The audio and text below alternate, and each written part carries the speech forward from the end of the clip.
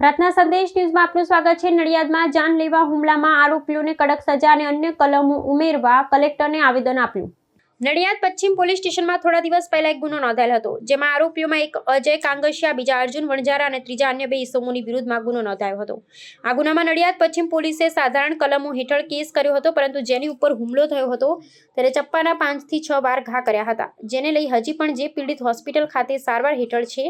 નડિયાદ સરગરા સમાજ દ્વારા પશ્ચિમ પોલીસે ગુનો નોંધાયો હતો, તેમાં નાની કલમો ઉમેરી હતી, જેને લઈ આ સમાજે 307ની કલમ ને હાલ બીએનએસ કલમ 109 મુજબ કલમ ઉમેરવામાં આવે તે માટે ખેડા કલેક્ટરને આવેદનપત્ર આપવામાં આવ્યું। મહેશભાઈ તારાજી દાણા, ગુજરાત પ્રદેશ યુવા અધ્યક્ષ અમારા સમાજનો છું। હા, વિગત એવું છે કે સાહેબ 7 દિવસ થઈ ગયા છે, આપણે અપરાધીને કોઈ પકડ્યા નથી ને અમારો ખાસ વિરોધ એવો છે 7 દિવસમાં મને એવું લાગે છે કે પોલીસ તંત્ર ઊંઘી રહ્યું છે।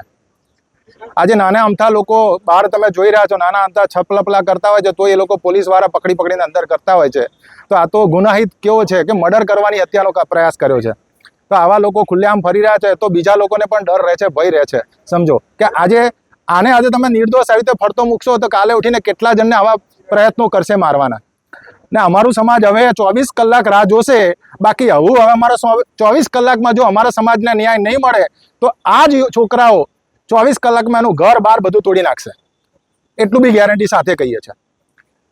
અમે બી ડરપોક નથી, અમે બી જાણીએ છીએ કાયદો વ્યવસ્થા અમે હાથમાં લેવા માંગતા નથી। જો 24 કલાકમાં રિઝલ્ટ નહીં આવે તો એનું પરિણામ પણ કાનૂન વ્યવસ્થા જ ભોગવશે। મારું નામ સંજય પઢિયાર, રાષ્ટ્રીય યુવા અધ્યક્ષ, અખિલ ભારતીય ક્ષત્રિય સરગરા મહાસભા। કલેક્ટરને આવેદન આપવા કલેક્ટર સાહેબને આવેદન એટલા માટે આપવામાં આવ્યું કે અમારા સમાજના નાગેશ સરગરા નામના યુવક જે મોબાઈલનો ધંધો કરે છે, એને મોબાઈલના હપ્તા ઉપર આપેલ એમાં લેતી દેતીમાં એક અજય કાંગસિયા અને અર્જુન વણજારા કરીને 2 શખ્સોએ પૈસા આપવાના બહાને નડિયાદમાં એક કિંગડમ સ્કૂલ પાસે બોલાયા અને ત્યાં બોલાવીને આ એકલા છોકરા ઉપર ચપ્પુના 4 ઘા મારી અને મર્ડરનો પ્રયાસ કર્યો। એ છોકરો આજે પણ જીવ બચાવવા પ્રથમ હોસ્પિટલમાં દાખલ થયેલ છે। આજે 7 દિવસ વીતવા છતાં પણ પોલીસ દ્વારા આરોપીઓને પકડવામાં નથી આવ્યા અને એફઆઈઆરમાં પણ કોઈ એવા કલમ લગાયા નથી કે અપરાધીઓને એનો સજા થઈ શકે। તો આ માટે ખાસ કરીને કલેક્ટર સાહેબને અમે આવેદન આપ્યું છે કે ગુજરાતમાં એક નાની અમથી કોઈ તલવાર કે ચાકુથી જો કેક કાપે છે તો એમના ઉપર કાર્યવાહી થાય છે, તો આજે મર્ડર કરવાના પ્રયાસ અને એટલા ચપ્પુના ઘા મારવા છતાં પણ 7 દિવસ સુધી અપરાધીઓ ઉપર કોઈ કાર્યવાહી નથી થઈ રહી। તો આ કાર્યવાહી કરવા માટે અમે કલેક્ટર સાહેબને આવેદન આપ્યું છે।